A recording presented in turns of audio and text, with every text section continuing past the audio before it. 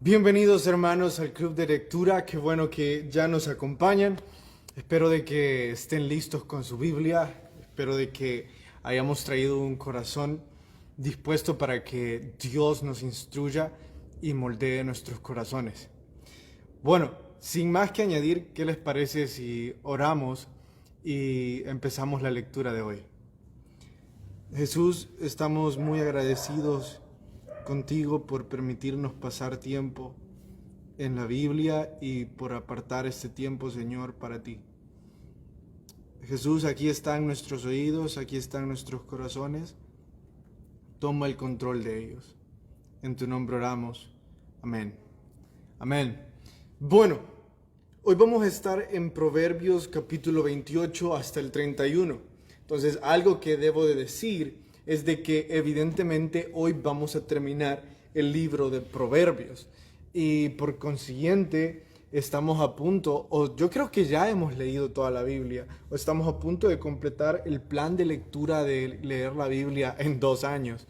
Pues aquellos que empezamos el plan de lectura cuando empezó el club, creo que ya la hemos terminado.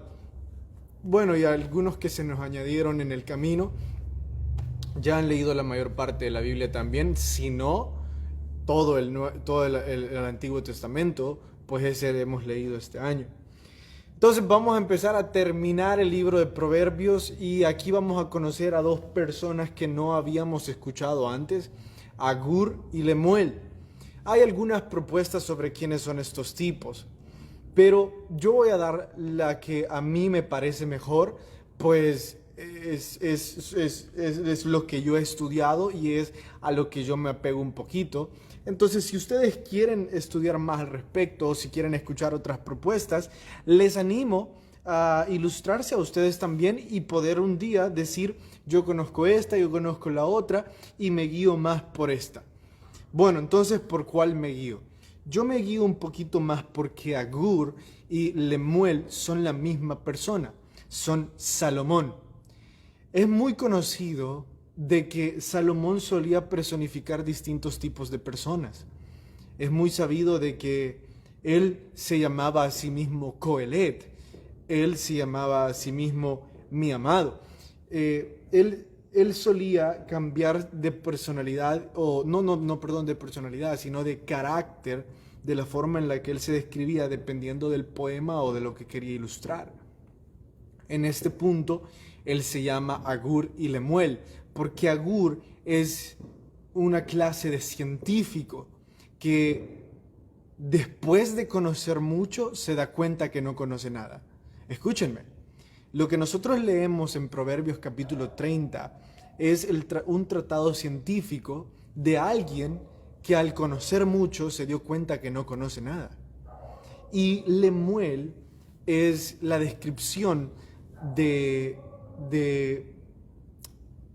los consejos que una madre hace a su hijo.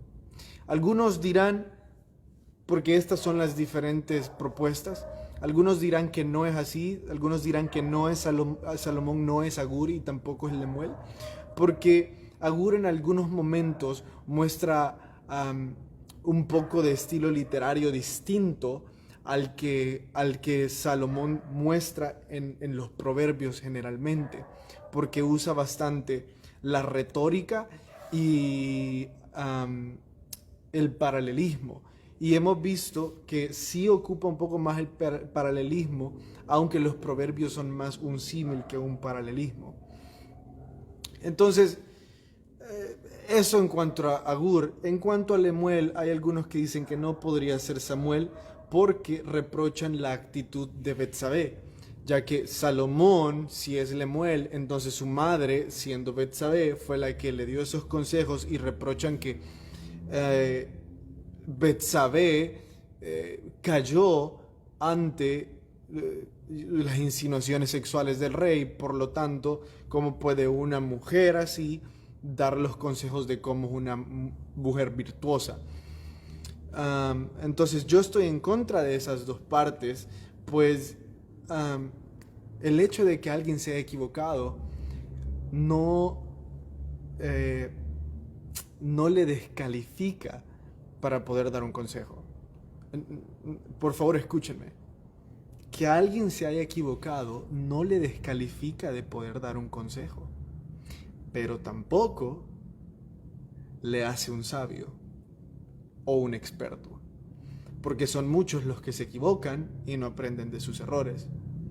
Entonces, ¿quién es el calificado para dar un consejo? Aquel que se ha arrepentido delante de Dios y con humildad ama a quien está aconsejando. La Biblia describe que aquellos que alcanzan la sabiduría son los que temen a Dios.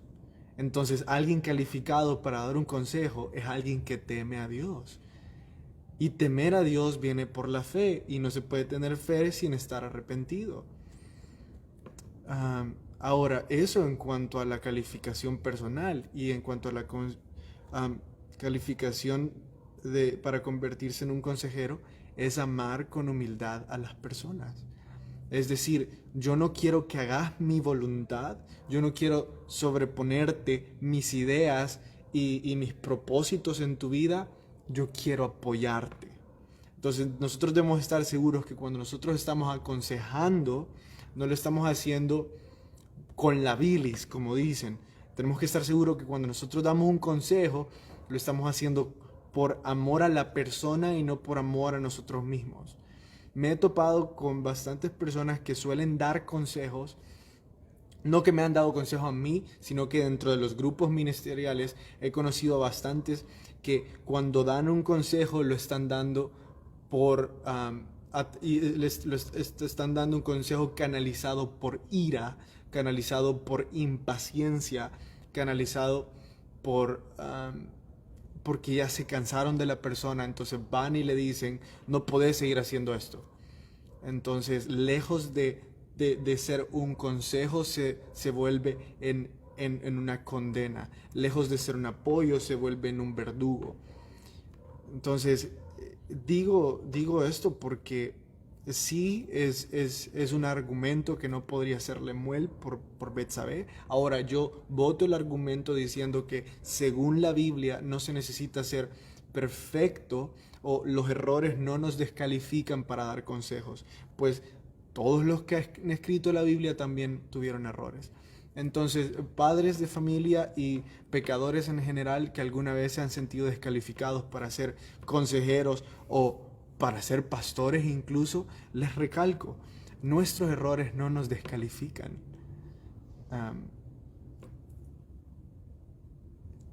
En realidad,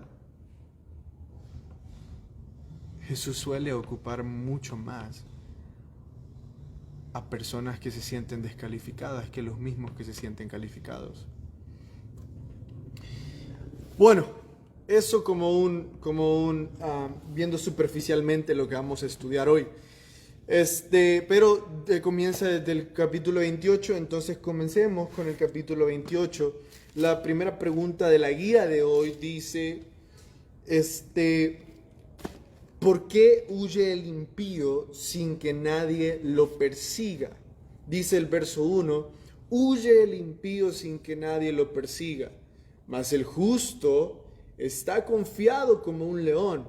Y escuchen lo que dice el verso 17, a forma de un paralelismo, el verso 17 expande un poco más la idea del verso 1 y dice lo siguiente, el hombre cargado de la sangre de alguno huirá hasta el sepulcro y nadie lo detendrá.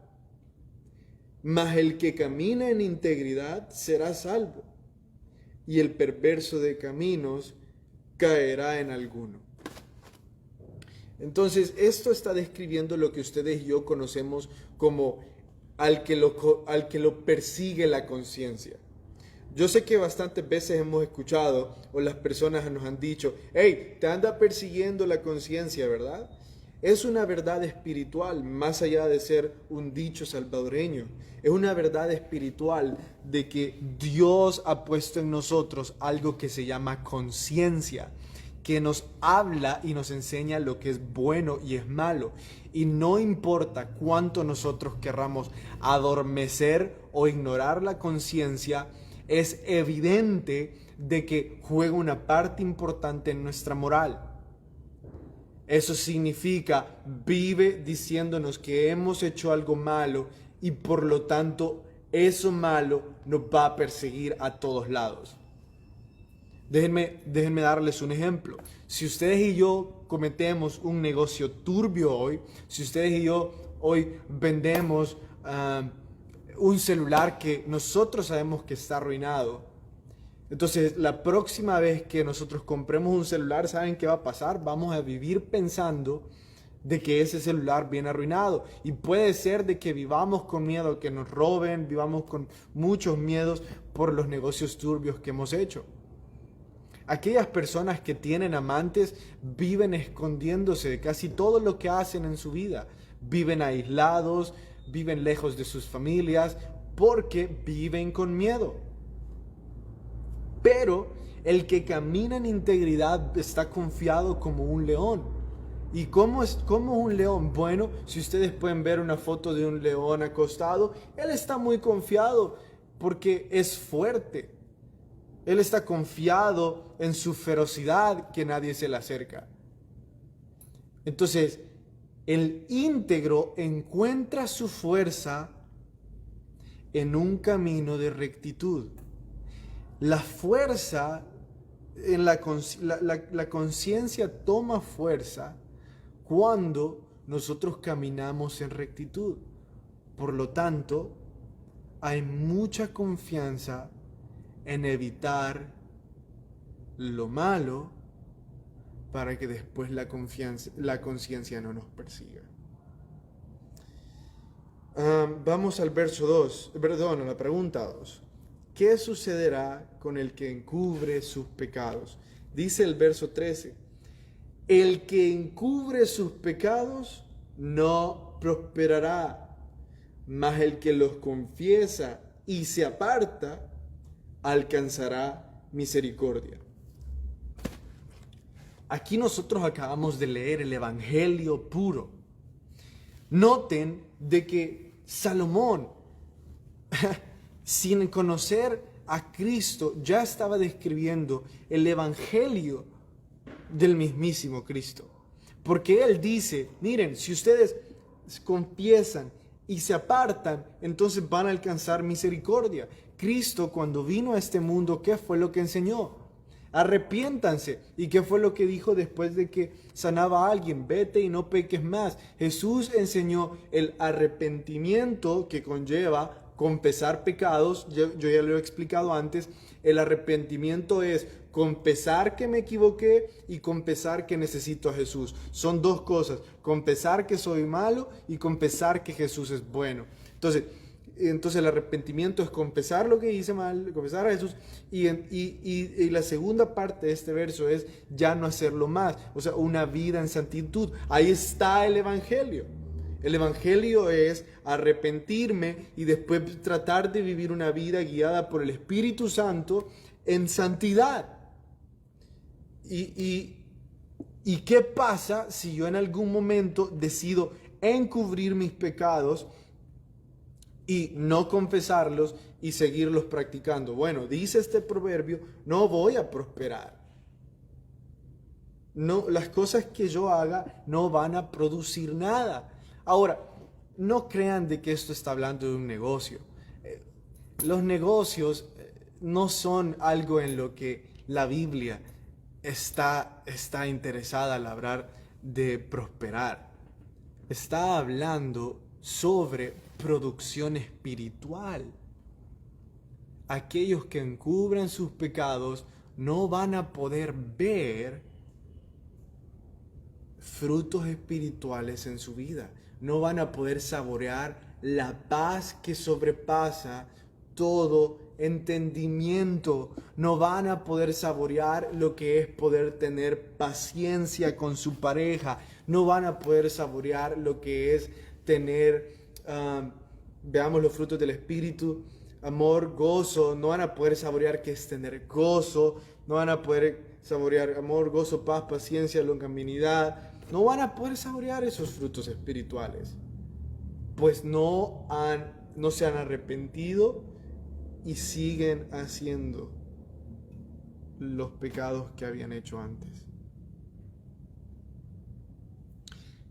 vayamos a la pregunta número 3. ¿Qué sucederá con el hombre que endurece la cerviz? Dice el verso 29, el capítulo 29, verso 1. El hombre que reprendido endurece la cerviz, de repente será quebrantado y no habrá para él medicina. El hombre que endurece la cerviz se refiere a alguien que tiene una mirada como esta.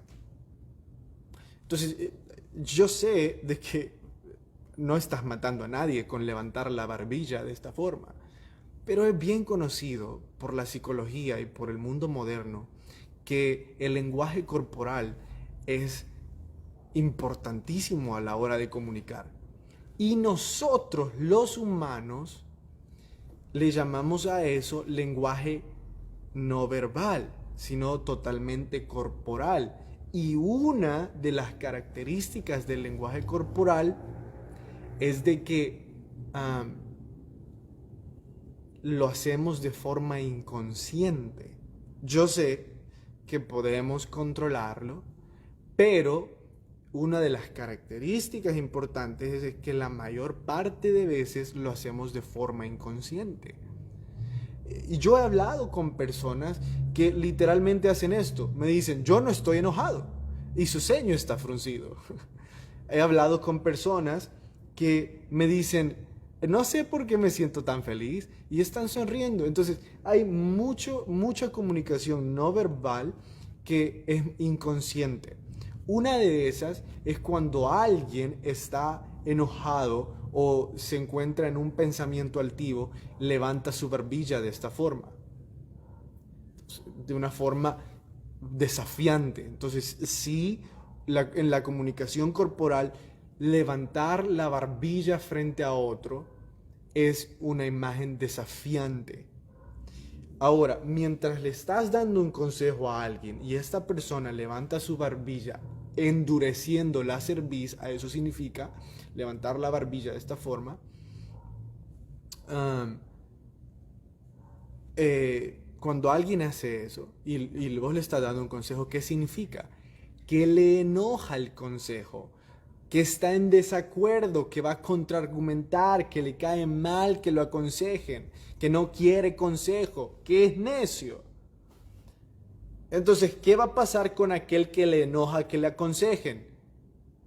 Aquel que le enoja que le aconsejen, dice acá, no habrá para él medicina. Entonces, no se va a curar. Y como no puede recibir consejo, no puede recibir medicina. No va a curarse. Es como que si ustedes y yo fuéramos al hospital y dijéramos, tengo gripe, nos dijeran, tome este antibiótico, y nos enojáramos y dijéramos, no quiero tomar este antibiótico. Entonces no se va a curar, va a decir el doctor. Siga con su enfermedad. Es como que si nosotros estamos viviendo miserables en alguna área de nuestra vida, estamos fallando una y otra vez, vamos a que nos den consejo, nos enojamos. Entonces, ¿saben qué? Si se van a enojar por recibir consejo, si nos vamos a enojar, vivamos miserables. Eso es lo que el proverbio está diciendo ahí. Y antes de terminar, quería compartir dos proverbios que me gustaron bastante, y es el 9. El 9 es un principio espiritual que nosotros nunca debemos de olvidar. Escuchen esto. El que aparta su oído para no oír la ley, su oración también es abominable. El que aparta su oído para no oír la ley, su oración también es abominable. ¿Qué está queriendo decir ese verso? El que no lee la Biblia y ora, su oración es abominable. El que no estudia la Biblia y ora, dice la Biblia, no lo digo yo, su oración es abominable. Déjenme preguntarles esto, para que ustedes y yo podamos tener una mejor idea de lo que este verso está diciendo, porque acaba de decir algo duro. Acaba de decir, su oración es abominable. O sea, es duro.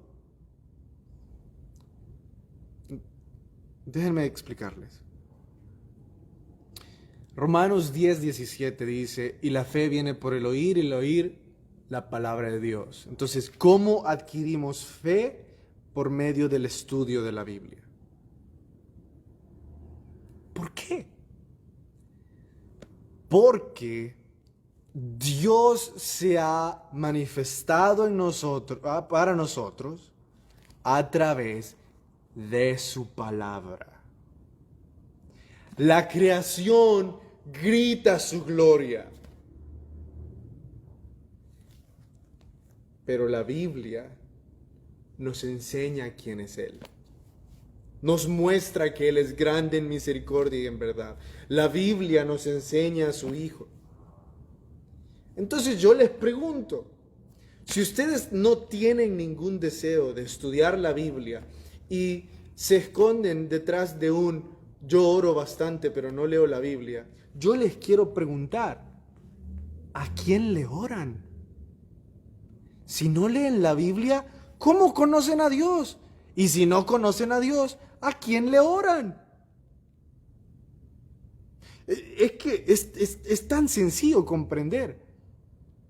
Si yo digo que no estudio la Biblia, entonces lo que yo creo de Dios es una idea preconcebida, personal. No es Dios. Solo cuando leemos su palabra y la estudiamos, entonces conocemos a Dios y entonces nuestra oración no es abominable. Eso es lo que dice el verso, no lo digo yo. Cuando leemos su palabra. Porque imagínense qué extraño. No estudiarla, solo repetirla o solo abrir la Biblia cuando voy a la iglesia. Y decir que conozco a Dios y que le oro a Él. No. Saben, es bueno que sepamos esto como cultura general. Uno de los ateos de la historia, no lo voy a mencionar porque no es importante su nombre, pero uno de los ateos más famosos de la historia, en realidad fue el que escribió Dios está muerto.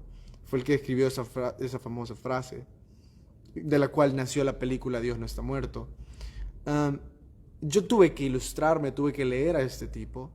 Entonces, en su tratado, como le querramos llamar, él dice, Dios está muerto porque la sociedad ha creado a su propio Dios ignorando la verdadera esencia de quién es Dios. Y es curioso que un ateo lo diga, porque era bastante evidente para este ateo la falta de disciplina y la falta de interés de los creyentes en estudiar la palabra. Incluso para este ateo era evidente que los cristianos no eran estudiantes, al menos lo que él conocía.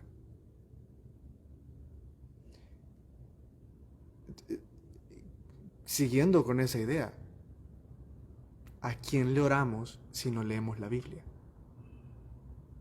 Porque para orarle a alguien tenemos que conocerlo. Pero si no lo conocemos porque no estudiamos la Biblia, entonces, ¿quién sabe a quién le hemos estado orando? Lo último que quería hablar sobre el proverbio de hoy, el último verso que quería personalmente hablar es, déjenme buscarlo.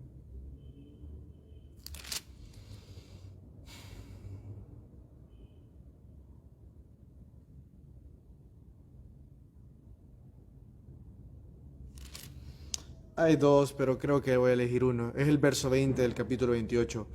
El hombre de verdad tendrá muchas bendiciones, mas el que se apresura a enriquecerse no será sin culpa. El hombre de verdad tendrá muchas bendiciones, mas el que se apresura a enriquecerse no será sin culpa. El proverbista Salomón está hablando de que aquellos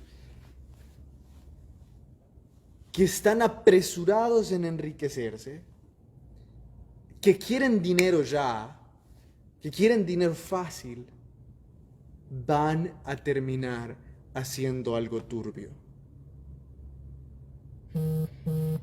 Aquellos que no esperan, aquellos que no tienen paciencia, van a terminar haciendo algo turbios. Hermanos, recordemos lo que dice la Biblia. El amor al dinero es la raíz de todos los males. Y si nosotros amamos tanto el dinero que lo queremos ya, queremos enriquecernos ya, vamos a terminar experimentando alguno de todos los males. Bueno, iglesia, qué bueno que estuvieron con nosotros hoy. Nos vemos mañana aquí en Facebook.